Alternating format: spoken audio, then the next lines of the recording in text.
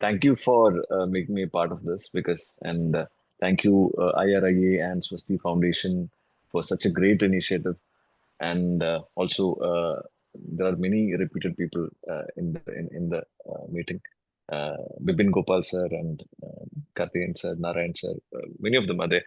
So I'm very happy to be a part of this. And എനിക്ക് അമ്മ എന്ന സംഘടന ഇങ്ങനെ ഒരു ഇനീഷ്യേറ്റീവ് എടുക്കുന്ന കാര്യത്തിൽ എനിക്ക് ഒത്തിരി സന്തോഷമുണ്ട്. കാരണം അമ്മയിലിപ്പോൾ കൂടുതലും സ്ത്രീകളുടെ റെപ്രസെന്റേഷൻ വളരെ കൂടുതലാണ്, which was very much needed. And ഒരുപാട് നല്ല ഇനീഷ്യേറ്റീവ്സ് എടുക്കുന്നുണ്ട്. അതിന്റെ ഭാഗമായിട്ട് cancer awareness, breast cancer awareness എന്ന് പറയുന്ന ഒരു കാര്യം ഒരുപക്ഷെ പേഴ്സണലി എനിക്ക് അങ്ങനത്തെ എക്സ്പീരിയൻസസ് ഉള്ളത് കൊണ്ടായിരിക്കും എനിക്കത് എനിക്ക് അതിനെപ്പറ്റി കൂടുതൽ പറയാനുണ്ട് അല്ലെങ്കിൽ എനിക്ക് എക്സ്പീരിയൻസ് ഉണ്ട്. ബിക്കോസ് എനിക്ക് തോന്നുന്നു ഈ കേരളത്തിൽ അല്ലെങ്കിൽ നമ്മുടെ കുടുംബങ്ങളിലെല്ലാം ഒട്ടുമിക്ക കുടുംബങ്ങളിലും ഒരു രോഗിയെങ്കിലും, ഒരു ക്യാൻസർ രോഗിയെങ്കിലും ഉണ്ടായിരിക്കുമെന്ന് അങ്ങനെയാണ് ഇപ്പോഴത്തെ ഒരു അവസ്ഥ.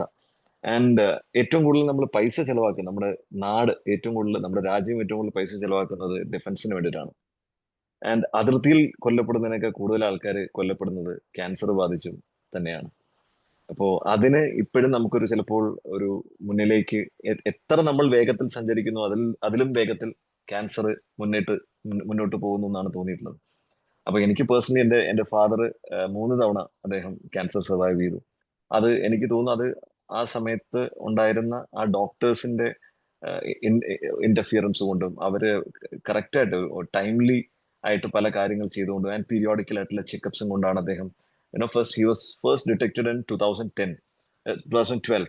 അപ്പൊ ഇന്നിപ്പം അറൌണ്ട് 13 ഇയേഴ്സ് കഴിഞ്ഞു. ആൻഡ് അദ്ദേഹത്തിന് ആദ്യത്തെ സർജറി നടന്ന അറ്റ് ദ ഏജ് ഓഫ് 70 ആയിരുന്നു. ആൻഡ് അവിടെ മുതൽ ഇങ്ങോട്ട് ഡോക്ടേഴ്സിന്റെ ആ ഒരു സപ്പോർട്ട്, അല്ലെങ്കിൽ നമുക്ക് അങ്ങനെ കിട്ടിയിട്ടുള്ള ഒരു ഇന്റർവെൻഷൻ, നമ്മുടെ ലൈഫിൽ ഉണ്ടായിട്ടുള്ള ഇന്റർവെൻഷൻ, അത് നമ്മളെ ഒരുപാട് ഹെൽപ്പ് ചെയ്തിട്ടുണ്ട്. ഒരുപാട് ഹെൽപ്പ് ചെയ്തിട്ടുണ്ട്. നമുക്കൊരു മെന്റൽ പീസ് തരികയും ഒരു കോൺഫിഡൻസ് തരികയൊക്കെ ചെയ്തത് ആ ഡോക്ടേഴ്സിന്റെ അല്ലെങ്കിൽ ആ ഹോസ്പിറ്റലിൽ തന്ന നമുക്ക് ഫെസിലിറ്റീസ് ആണ്. ആൻഡ് അതിനകത്ത് ആ അവയർനെസ് ക്രിയേറ്റ് ചെയ്യപ്പെടുക എന്ന് പറയുന്നത്, ഇപ്പം എനിക്ക് പേഴ്സണലി എന്റെ ഏറ്റവും വളരെ അടുത്ത ഒരു ഫ്രണ്ടിന്, എന്റെ ഏറ്റവും പഴയ എനിക്ക് അടുപ്പമുള്ള സുഹൃത്തിന്റെ അമ്മയെ നഷ്ടപ്പെട്ടത് ബ്രസ്റ്റ് ക്യാൻസറിലൂടെയാണ്.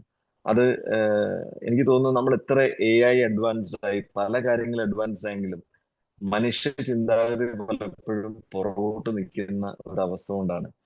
അപ്പോ ആൻറ്റി ഏറ്റവും മോശമായിട്ടുള്ള അവസ്ഥയിൽ കിടന്ന സമയത്ത് ഞാൻ ഞാൻ ചോദിച്ചുപോയി, ആന്റി കാരണമല്ലേ ഈ ഒരു അവസ്ഥ ഉണ്ടായത്, ആന്റി എന്തുകൊണ്ട് ഇത് നേരത്തെ പറഞ്ഞില്ല എന്ന്. കാരണം അവർക്കത് ഒരു മുഴ പോലെ അവർക്ക് തോന്നിയിട്ട് അവർ ഇത്രയും നാൾ മക്കളോട് പറഞ്ഞില്ല, മക്കൾക്ക് അത് ബുദ്ധിമുട്ടാവും എന്ന് കണ്ടുകൊണ്ട്, മക്കൾക്ക് ഒരുപാട് സാമ്പത്തിക പ്രശ്നങ്ങൾ ഉണ്ടാക്കുമെന്ന് കണ്ടുകൊണ്ട് അത് പറയാതിരിക്കുകയും പിന്നീട് അത് മറ്റു ഭാഗങ്ങളിലേക്ക് സ്പ്രെഡ് ആവുകയും ബോൺ ക്യാൻസർ ആവുകയും ഒക്കെ ചെയ്ത് അത് വളരെ ക്രിട്ടിക്കൽ ദെൻ പിന്നീട് അവരുടെ ഒരു മോശം അവസ്ഥ ലൈഫിൽ വളരെ ഒരു മോശം അവസ്ഥയിലൂടെ കടന്നു പോവുകയായിരുന്നു. അപ്പം last year she passed away. And അതുപോലെ തന്നെ ഇപ്പം എന്റെ മറ്റൊരു കസിൻ ആണെങ്കിൽ she's fighting metastatic cancer. So she's very young and she has a very young daughter. പക്ഷേ the fight is going on. അപ്പം ആ ഫൈറ്റിന് നമ്മൾ കൂടുതൽ ഊർജവും കൂടുതൽ സ്ട്രെങ്തോടു കൂടി മുന്നോട്ട് പോകണമെന്ന് ഞാൻ വിശ്വസിക്കുന്നു. നമ്മളുടെ നാട് അതിനുവേണ്ടി ഒരുപാട് കാര്യങ്ങൾ ചെയ്യണമെന്ന് ഞാൻ വിശ്വസിക്കുന്നു. നമ്മുടെ ഗവൺമെന്റ് ആണെങ്കിലും, അല്ലെങ്കിൽ നമുക്ക് ഏറ്റവും വലിയ വിപത്ത് നമ്മൾ കാത്തിരിക്കുന്നത് ഈ ഒരു രോഗമാണ്. നമുക്ക് ഒരു കൺട്രോളും ഇല്ലാതെ മുന്നോട്ട് പോകുന്ന, നമുക്ക് ഈ ദൃശ്യത്തിൽ ലാലേട്ടൻ്റെ ഒരു ഡയലോഗ് ഉണ്ട്, നമ്മളുടെ കുടുംബത്തിൽ നമ്മൾ പോലും ക്ഷണിക്കപ്പെടാത്ത ഒരു അതിഥി വന്ന് കയറുകയും ആ അതിഥിയെ ഞങ്ങളുടെ കുടുംബമായിരുന്നു വലുത് എന്ന രീതിയിൽ അദ്ദേഹത്തിന് പോരാടേണ്ടി വരികയും അതിനുവേണ്ടി ഒരു തിന്മ ചെയ്യേണ്ടി വരികയൊക്കെ ചെയ്യുന്ന ഒരു ഡയലോഗ് ഉണ്ട്. എന്നതുപോലെയാണ് നമ്മൾ ക്ഷണിക്കപ്പെടാത്ത ഒരു അതിഥിയായിട്ട് എപ്പോൾ വേണമെങ്കിലും നമ്മുടെ കുടുംബത്തിലേക്ക് കയറി വരാൻ സാധ്യതയുള്ള ഒരു രോഗമാണത്. അപ്പൊ അതിലേക്ക് നമുക്ക് എന്തൊക്കെ ചെയ്യാൻ പറ്റുമോ അത്രയൊക്കെ നമുക്ക് ചെയ്യണം, അത്രയും മുന്നോട്ട് പോകണം. ഞാൻ എപ്പോഴും വിശ്വസിക്കുന്നു, ഞാൻ അടിവരയിട്ട് എനിക്ക് പറയുന്ന ഒരു കാര്യം എന്ന് പറഞ്ഞാൽ, അതിർത്തിയേക്കാൾ കൂടുതൽ പൈസ ചെലവാക്കേണ്ടത് നമ്മളുടെ ആരോഗ്യ മേഖലയിലാണെന്ന് ഞാൻ വിശ്വസിക്കുന്നു. അതിന് വേണ്ട ഫെസിലിറ്റീസ് നമ്മുടെ രാജ്യത്ത് ആർക്കും, ഇപ്പം പല ആൾക്കാർക്കും ട്രീറ്റ്മെന്റിന് ഉള്ള പണമോ അല്ലെങ്കിൽ ഫെസിലിറ്റീസോ ഇല്ലാത്തത് കൊണ്ട് അവർ മരണത്തിന് സറണ്ടർ ചെയ്യുന്നവരുണ്ട്. ഇപ്പം last week I lost my uncle because of cancer. അപ്പൊ അദ്ദേഹം യൂസ് 80. അന്ന് അപ്പോ പല ആൾക്കാരോട് പറഞ്ഞിരുന്നതെന്ന് പറഞ്ഞാൽ ഇത് നമുക്ക് ട്രീറ്റ്മെന്റ് വളരെ ബുദ്ധിമുട്ടാവുമായിരുന്നു. അദ്ദേഹം മരിച്ചില്ലായിരുന്നെങ്കിൽ ആ ട്രീറ്റ്മെന്റ് നമ്മൾ മുന്നോട്ട് പോകുമായിരുന്നു. പക്ഷെ അതിനുള്ള ഒരു ഫൈനാൻഷ്യൽ കപ്പാസിറ്റി അവർക്കുണ്ടോ, ഫൈനാൻഷ്യൽ കപ്പാസിറ്റി അവർക്കില്ല. അപ്പോൾ അവരെങ്ങനെ അതിനെ ഫൈറ്റ് ചെയ്തേനെ? അപ്പോൾ ഒരർത്ഥത്തിൽ നന്നായി എന്ന് പറയുന്ന ഒരു വാചകം നമുക്ക് കേൾക്കേണ്ടി വന്നു. അത് വളരെ വേദനയുള്ളതാണ്.